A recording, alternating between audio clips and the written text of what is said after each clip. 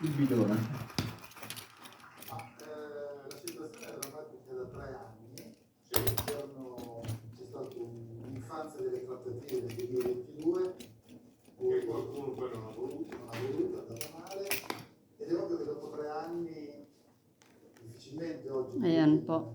poteva incontrare Zelensky. Yung Dopo focaccia. 3 anni di silenzio si incontrano. Pwedeng tawagin focaccia, pwede rin pizza. Kasi ito yung version na medyo makapal ng konti. Call it what you, how you wanna call it. Importante masarap. Okay, kakain na kami. Tonight's dinner is pork strips with carrots. Yung sinasabi ko kanina na lulutuin kong karne na may gulay. Simpleng luto lang ito. Tapos yung pizza.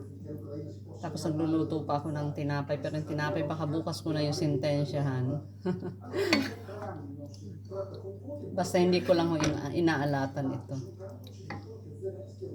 Buon appetito a tutti. Kain po tayo.